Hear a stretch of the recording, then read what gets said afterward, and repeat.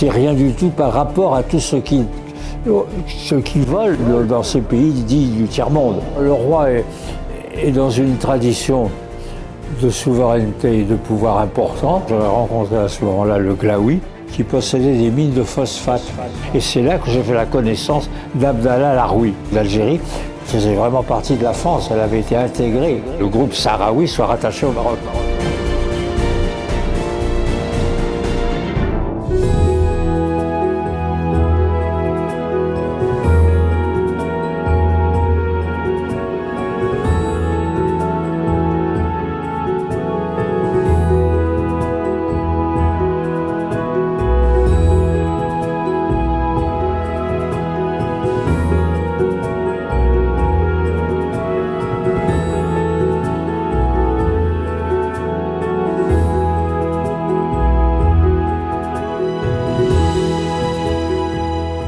Je suis très honoré que vous veniez chez moi pour m'interviewer, madame.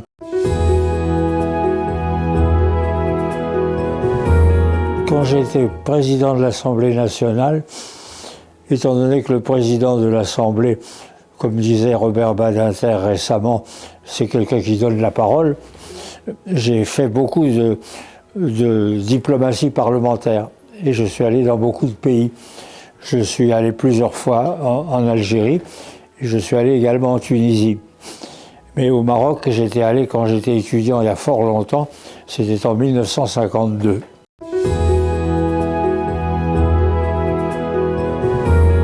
J'avais fait un long séjour en Algérie, faisant une colonie de vacances pour la Ligue de l'enseignement à Tipaza, ville que j'ai d'ailleurs jumelée avec Vienne, quand je suis devenu maire de Vienne en 1971.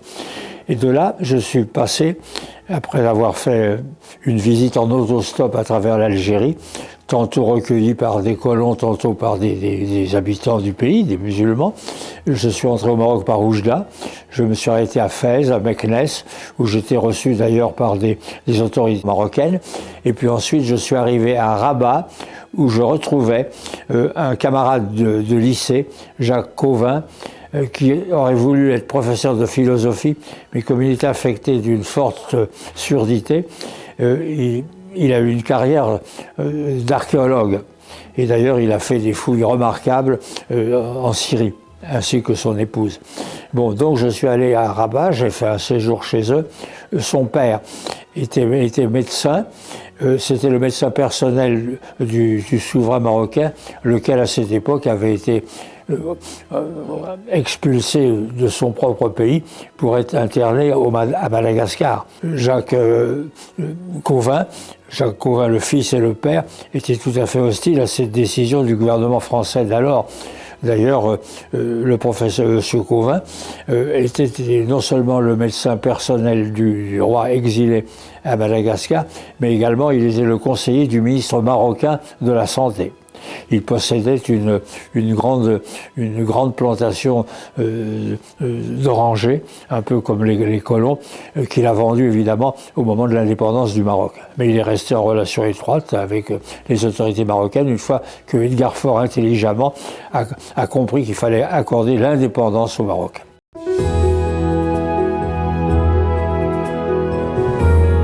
Non, j'ai partout où je suis passé, j'ai rencontré des gens, les autorités, bon, les gouverneurs, à Meknès, etc., mais également les gens du peuple, très accueillants, très sympathiques, bon, très ouverts vis-à-vis d'un jeune touriste étranger, etc.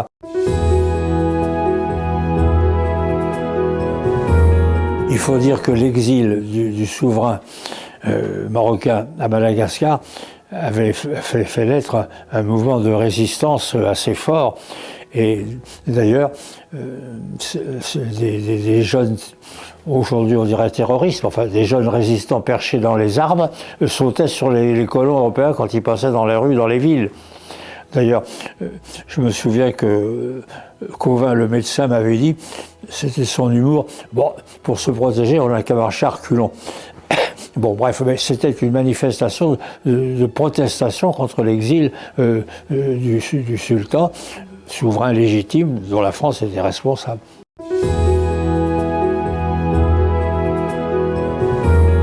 j'avais pas l'argent suffisant pour me rendre à Marrakech.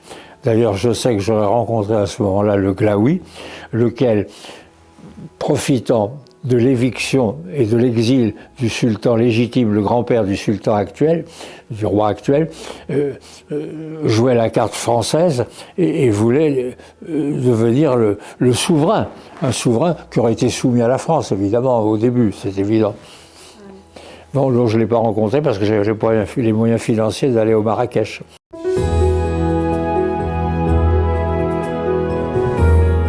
Comment est-ce que j'ai été intéressé par le Maroc par la suite? Parce qu'il y avait un architecte qui s'appelait Walter, qui possédait des mines de phosphate, et il décernait des bourses aux étudiants. Il décernait des bourses aux étudiants qui étaient chargés de faire un voyage avec un tout petit pécule qu'il leur remettait. Et moi, j'avais donc passé ce petit concours et j'avais fait un voyage en Italie dans les années 53-54. Ce qui fait que par la suite, j'ai pu être résident à la Maison du Maroc, qui était réservée à des gens qui avaient des relations avec le Maroc. Bon, moi, c'était par les bourses Elijah de ce monsieur Walter. Et c'est là que j'ai fait la connaissance d'Abdallah Laroui. Et alors, c'était très étonnant parce qu'Abdallah Laroui, il était très politique. Et alors, moi, quand je lui disais, moi, ce que je souhaite, c'est qu'un pays comme le Maroc, la Tunisie, fasse partie de l'Union française. Une association libre. Il me dit, moi j'y crois pas à ton Union française. On est beaucoup plus proche des Égyptiens, nous les musulmans, que de ton Union française. Donc il était pour une indépendance absolue. Des relations économiques, des relations culturelles, bien entendu. Il parlait français couramment, cette culture française était remarquable. C'est quelqu'un d'extraordinaire qui est devenu un grand historien, que j'ai revu d'ailleurs, que j'ai eu la chance de revoir quand il a fait un voyage à l'époque chez les présidents de l'Assemblée nationale. On s'est rencontrés à Paris. Voilà. Mais Abdallah Laroui était quelqu'un de formidable, qui avait des convictions politiques très très fortes, qui d'ailleurs étaient des convictions d'avant-garde, parce qu'aujourd'hui la situation entre la France et le Maroc, c'est celle qu'il aurait souhaité. Des relations culturelles, des relations économiques, mais une indépendance totale du Maroc. Et équitable surtout. Oui, équitable, bien sûr.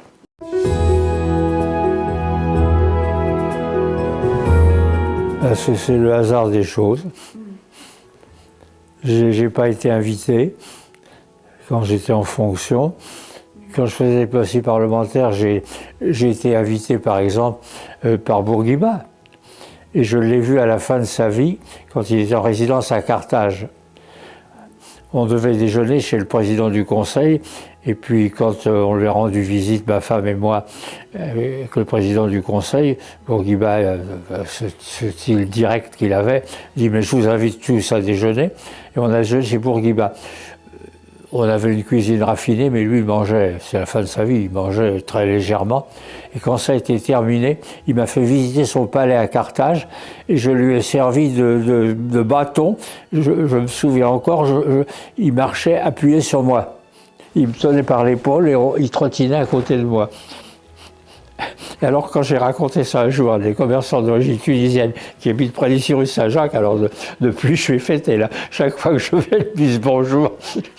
Je suis toujours obligé d'acheter des fruits et des légumes parce qu'ils ne comprendraient pas, ça crée des relations. Voilà mes souvenirs de Bourguiba.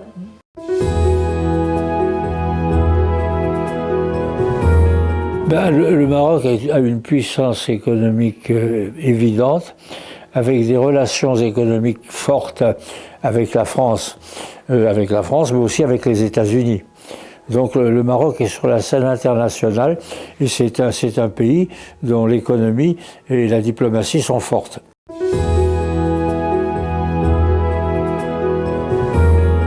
J'ai pas une connaissance profonde de la vie politique ou de la vie sociale actuelle au Maroc. Mais il est évident qu'il y a une tendance qui prouve que le Maroc est un pays qui va vers la modernité et au respect de la laïcité. C'est un principe qui progresse. Mais évidemment, on a connu même ça en France avant la séparation de l'Église et de l'État, l'influence religieuse, longtemps, était importante sur les manifestations, les médias, les mouvements politiques. Donc c'est une évolution que nous avons connue il y a quelque temps, il y a assez longtemps, et que ces pays-là, je crois, sont en train d'entreprendre avec plus ou moins de rapidité, évidemment. On ne va pas comparer la situation au Maroc, qui est très évolutive, avec ce qui se passe en Arabie Saoudite.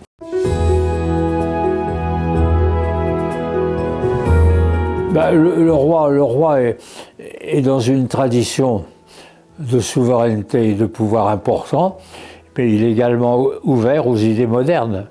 Donc c'est une synthèse entre la tradition et puis l'avenir, à mon sens.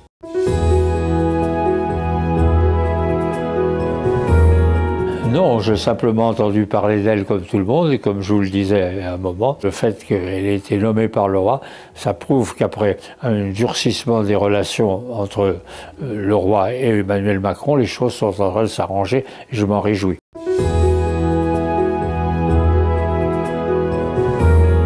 Ça, c'est un problème très complexe parce que, je vous dis les choses franchement, tous les gouvernements français sont pris entre deux aspirations. L'Algérie qui est contre le rattachement des Sahraouis au Maroc, et le Maroc qui y tient absolument. D'ailleurs, François Mitterrand lui-même connaissait des problèmes. Daniel Mitterrand était tout à fait partisan du rattachement du pays sahraoui au Maroc. Et alors un jour que François Mitterrand devait faire un voyage officiel au Maroc, il dit à sa femme: écoute, je t'en supplie, abstiens-toi pour le moment d'aller au Maroc et de faire des déclarations. ne mélange pas tout, car moi je suis obligé d'être prudent.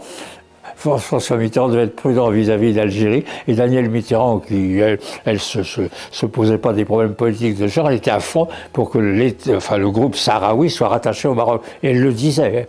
Il faudrait, vous comprenez, nous on est entre deux feux, soyons francs, il faudrait qu'il y ait une entente, un compromis entre l'Algérie et le Maroc, mais l'Algérie n'y est pas prête du tout, et le Maroc non plus. Donc les Français, qu'est-ce qu'ils peuvent faire ? Je dirais pas que c'est pas notre problème, mais c'est d'abord le problème des Marocains et des Algériens. Et c'est un problème qu'il faut qu'ils traitent entre eux. Et je sais que c'est très compliqué.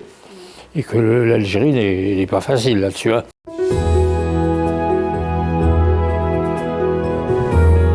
Sans créer la jalousie de personne, j'ai constaté que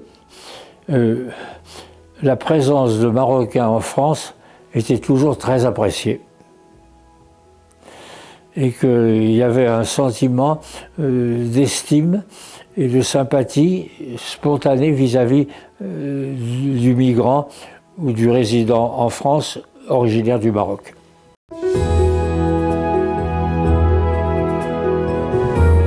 Quand on voit la politique restrictive du gouvernement français, du président de la République française vis-à-vis des Algériens, quand on voit aussi les difficultés que peuvent connaître des Marocains qui partent l'Espagne, etc., au risque de leur vie, gagnent l'Espagne et puis après tentent de gagner des pays comme la France, l'Europe, la Grande-Bretagne, etc., ça ne fait pas de doute que cette façon de s'opposer à l'arrivée de migrants qui viennent des pays que nous avons, disons le mot, jadis colonisés, avec lesquels nous avons des liens étroits, on devrait prioritairement leur ouvrir la porte à cela. Pour parler de l'immigration en général, les Allemands accueillent à bras ouverts des immigrés, notamment d'origine turque, que ce soit des informaticiens, des ingénieurs ou des gens qui font des travaux lourds de bâtiments ou des travaux de rue, parce qu'il manque de main-d'œuvre. Et la natalité en Allemagne est en chute libre. Donc c'est pas par bonté d'âme, mais c'est par une obligation économique. Il faut qu'ils aient des travailleurs qui viennent chez eux. Bon. Mais on constate en France que là où des migrants sont accueillis de quelques pays qui viennent, ils arrivent à s'installer dans des villages, dans les campagnes, où boulangers, maçons, ingénieurs, etc., ils font revivre des villages et ils sont très bien accueillis par la population, car ça permet à nouveau de vivre. Il faut se dire que la France est un pays dont 35% des habitants ont une origine étrangère. Allemagne, polonaise après la guerre de 14-18, les Polonais venaient travailler dans les mines et la sidérurgie. Évidemment, les pays du Maghreb, les pays d'Asie. Bon. Donc, 35% des Français ont une origine plus ou moins proche, étrangère. Donc, ce qui fait la richesse d'un pays, c'est seulement son ouverture. C'est une bonne chose aux États-Unis. Quand vous voyez que c'est un Indien qui est Premier ministre en Grande-Bretagne, c'est une façon, dans une formule communautariste qui n'est pas la nôtre, mais c'est quand même une façon d'intégrer des personnes qui viennent de loin parce qu'elles ont du talent, des qualités, etc.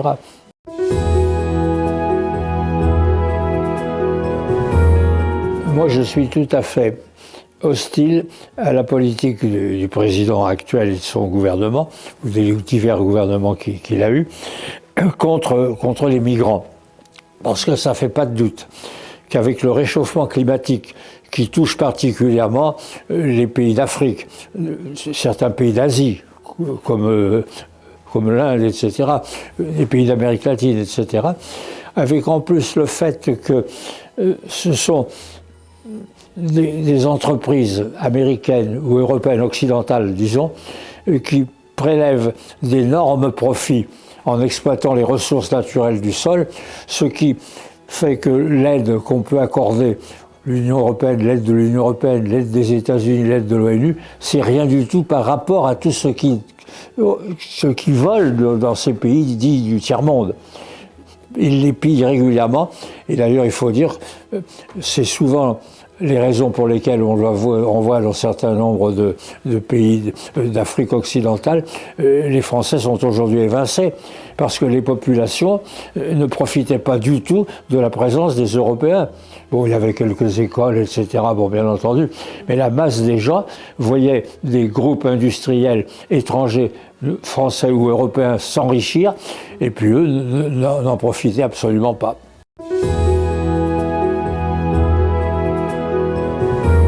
Je pense que pour que la France demeure une grande puissance, il faut à la fois qu'elle poursuive, disons, le travail qui a été fait avec l'Europe, la participation de la France à une Europe qui devrait être souveraine, même si elle continue pour des raisons de protection de faire partie bien entendu de l'OTAN et alliée des États-Unis. Il n'en reste pas moins que la dimension européenne, c'est très important pour la France, mais je pense également qu'elle doit nouer des relations particulières avec les pays qu'elle a connus jadis, disons le mot franchement, qu'elle a colonisés, qu'il s'agisse des pays d'Asie, comme aujourd'hui le Vietnam, qu'il s'agisse de la Tunisie, de l'Algérie, et la Tunisie et le Maroc étant des pays indépendants, c'était des protectorats, ils avaient gardé leur indépendance, tandis que l'Algérie faisait vraiment partie de la France, elle avait été intégrée comme un morceau de la France. Donc je pense qu'il est important qu'avec ces pays, nous ayons des relations étroites, et je suis tout à fait hostile à la politique anti-migrants en général, mais encore plus particulièrement lorsqu'elle concerne des peuples avec lesquels nous avons vécu une longue histoire.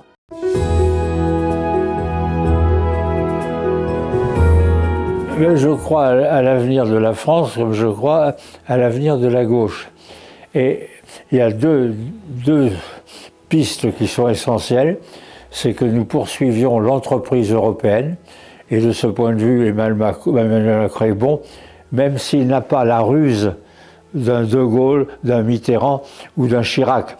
Par exemple, lorsqu'il déclare que l'axe franco-allemand est fondamental pour la création de l'Europe, même s'il y a eu que des tensions ces temps-ci sur des problèmes économiques comme l'électricité, les relations avec la Chine, le fait de dire ça, les 25 autres pays européens qui le savent, ils sont vexés, c'est pas la peine de leur rappeler.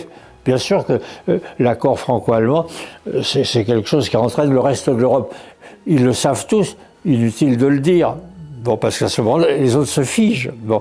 Donc Emmanuel Macron, il a de bonnes idées, mais à la différence des politiques dont je vous ai parlé, il n'a pas vécu des choses concrètes.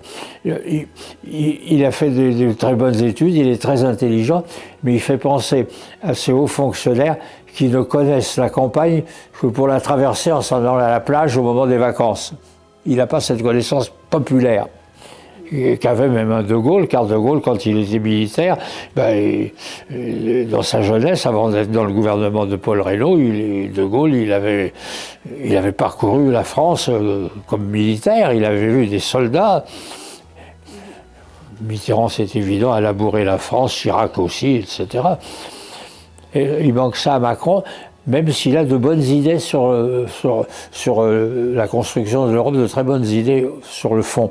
Et d'autre part, je vous le dis, mais alors ça manque à sa politique, c'est une ouverture à ces peuples avec lesquels nous avons vécu de nombreuses années, une histoire parfois douloureuse, mais une histoire commune.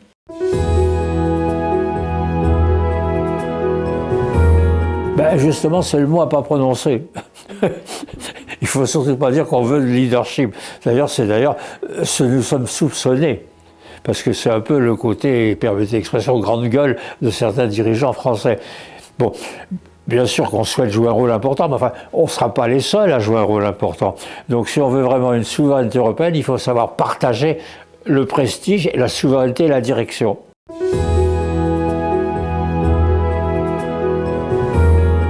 Sur le plan politique, le grand choc, ça a été l'élection de François Mitterrand le 10 mai 1981, ça a été le grand choc. D'ailleurs, régulièrement, il y a un banquet du 10 mai dans la tradition des banquets républicains de 1848, où chaque année, ceux qui ont travaillé avec François Mitterrand, qui l'ont connu, etc., se réunissent et parle de lui et de son action.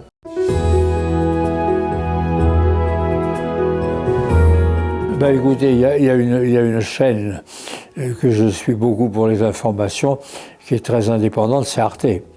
Dans la mesure où Arte est fondée sur un traité franco-allemand, ils sont indépendants de l'Allemagne et de la France. Et Arte, que ce soit dans les bulletins d'information ou que ce soit lorsqu'il y a des documentaires, il y a eu récemment des documentaires remarquables sur la Palestine, sur la guerre en Ukraine, etc. Arte est une chaîne très indépendante. Il faut dire qu'il y a une tradition d'indépendance des journalistes et qu'aujourd'hui, c'est pas le gouvernement qui fait pression sur les journalistes. C'est par exemple les moyens d'information qui dépendent de Bolloré. Alors ça, c'est un lobby redoutable. Et alors eux, leurs journaux tendent parfois ressemblent à des journaux de propagande. Hein. Ils sont vraiment pas objectifs. Tandis que dans le service public, les journalistes veillent à leur indépendance à la télévision. Et ça, le gouvernement le sait et ne s'y oppose pas.